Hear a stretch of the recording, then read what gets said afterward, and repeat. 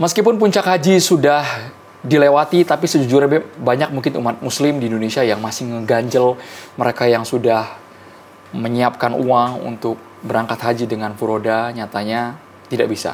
Ditutup sama sekali. Banyak orang-orang yang mempertanyakan, kok kesannya informasinya mepet banget ya? 1 minggu sebelum masuk bulan Zulhijjah seingat kami. Tiba-tiba visa furoda ditiadakan, Beb. Apakah tahun depan mereka harus sabar nunggu berangkat, atau ya udah refund aja total? Iya. Pertama ya, bahwa furoda itu kabarnya selalu di detik-detik akhir menjelang haji. Memang dari tahun ke tahun memang seperti itu. Furoda itu selalu last minute informasinya. Dan orang mau membayar mahal untuk itu ya karena keinginan untuk berhaji, sedangkan daftar tunggu yang terlampau panjang kan.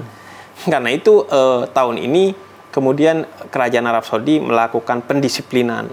Karena kan ini menyangkut kehusuan orang. Orang harus nyaman dalam beribadah agar bisa tertunjang kehusuannya. Yang kedua, ini betul-betul terkait nyawa. Saya sebagai petugas haji tahun 2023 melihat ini memang betul-betul jihad yang bisa membahayakan nyawa kita. Soal sederhana aja, dehidrasi. Itu bisa membunuh di sana. Belum lagi soal desak-desakan.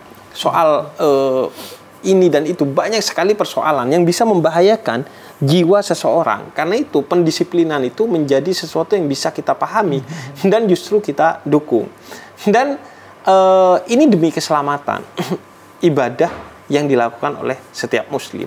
Karena itu jangan hanya berpikir tentang ya saya jadi gak berangkat haji, keuntungan sekian jadi lewat dari kita dan lain sebagainya. Ini soal nyawa, sesuatu yang sakral, bukan hanya dalam pandangan Islam, tapi pandangan kemanusiaan. Ini adalah sesuatu yang sakral.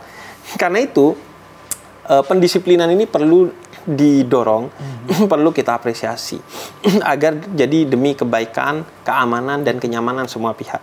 Dan mari kita memberi waktu untuk merefleksikan bagaimana sejarah haji furoda itu sendiri. Bahwa sekarang seringkali udah bergeser dari visi awal haji furoda itu sendiri. Haji furoda itu awalnya adalah disebutnya juga mujamalah, haji diplomasi, yaitu diberikan oleh Kerajaan Arab Saudi sebagai kehormatan untuk orang-orang terhormat karena telah berdedikasi dalam sesuatu yang terhormat. Jadi itu dulu dari Kerajaan Arab Saudi diberikan untuk orang yang telah memberikan dedikasi untuk nilai-nilai keislaman, kemanusiaan. Misalnya mereka yang telah menjadi guru puluhan tahun dalam keislaman, atau mereka telah berkontribusi dalam membangun bangsanya melalui jalur keislaman dan lain sebagainya. Mereka kemudian karena dedikasinya diberikan kehormatan untuk menjadi tamu terhormat Kerajaan Arab Saudi guna berhaji. Ini mirip visa undangan kerajaan, beda? Sekarang menjadi visa undangan kerajaan akhirnya kan. Dulu visa furoda itu visa mujamalah juga disebutnya, visa diplomasi Kerajaan Arab Saudi. Sekarang akhirnya sudah bergeser, diberikan oleh travel yang mendapatkan jatah dari Kerajaan Arab Saudi. Bukan bagi mereka yang berdedikasi, tapi mereka yang mampu membeli. Dan yang berangkat bukan orang yang terhormat karena telah memberikan kontribusi bagi agama, bangsa, dan kemanusiaan, tapi orang yang kaya karena bisa membayar visa itu. Karena itu mari kita jadikan ini renungan bersama untuk mengembalikan segala sesuatu itu pada proporsionalitasnya, pada hitohnya. Furoda apa dulu motifnya, kembalikan. Apa tujuannya, kembalikan. Sebagaimana kita mengembalikan tujuan dan latar belakang haji kita, betul-betul ingin kurbatan mendekatkan diri kepada Tuhan. Ada keadaan yang memang tidak bisa kita paksakan, ya Bip. Sama seperti halnya dengan hari raya kurban. Di Indonesia kan kita biasanya kalau sapi 7 orang ya, teman-teman ya. Kalau sapi ya, kalau kambing satu ekor kambing satu orang.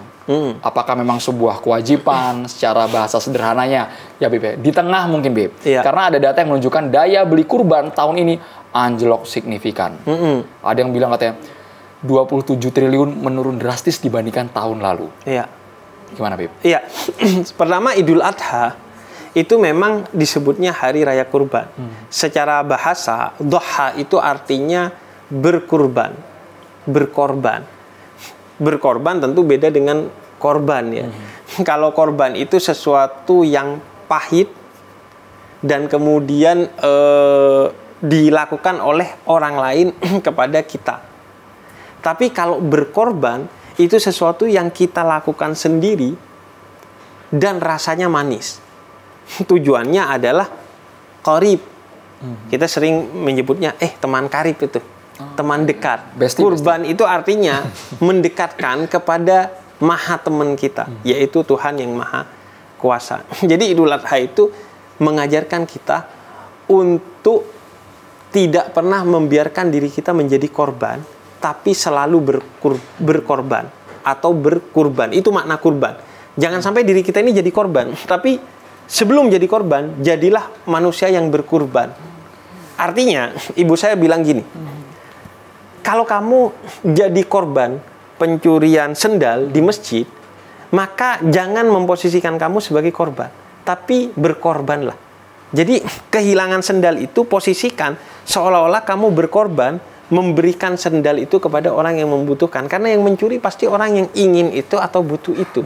Sehingga kamunya dapat pahala dan dianya termaafkan serta tidak mendapat dosa. Jadi jangan mau jadi korban, jadilah berkorban. Begitu juga saya sebagai orang Madura, saya budayanya itu Madura dan bahasanya juga Madura. Orang Madura itu kalau kehilangan enteng. Dulu saya pernah kehilangan sesuatu ketika pinjem mobil pick up-nya orang Madura.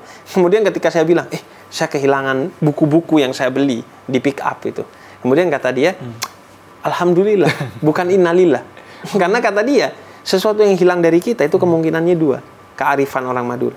Sesuatu yang sebenarnya haram bagi kita sehingga Allah jauhkan dengan dicuri oleh orang lain, atau sesuatu itu hilang untuk kemudian dikembalikan dengan jauh lebih besar dan jauh lebih baik oleh Tuhan. Sehingga mindsetnya selalu adalah berkorban, bukan menjadi korban. Berbaik sangka ya, Bebe? Iya, berbaik sangka. Dan motifnya serta tujuannya adalah kurban itu artinya qarib. Qariba itu artinya dekat dan terus mendekat. Agar kita tidak menjadi korban, semua yang menyebabkan kita itu kehilangan sesuatu atau kita merasakan sesuatu yang kita tidak inginkan, jalani itu sebagai jalan menuju Tuhan.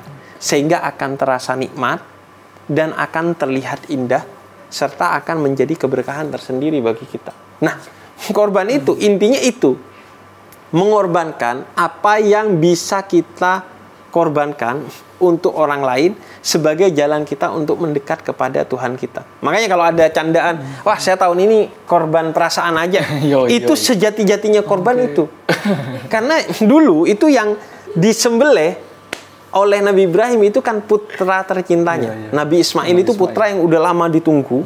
Kemudian lahir cinta banget Nabi Ibrahim kepada Nabi Ismail.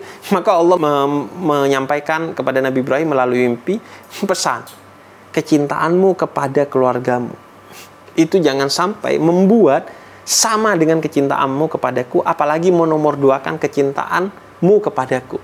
Maka diuji oleh Allah, coba sembelih.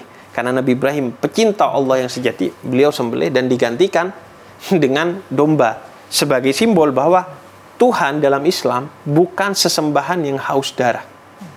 Karena itu tidak boleh ada teror, kekerasan atas nama Tuhan. Jadi kalau versi Habib, manfaat berkurban dari sudut pandang seorang Habib Jafar seperti apa, Habib? Pertama adalah sebagai simbol pengorbanan kita kepada Tuhan dengan menomorsatukan Tuhan ketimbang yang lainnya, termasuk anak, istri, suami, pasangan, dan lain sebagainya. Setiap kita Ibrahim punya Ismail.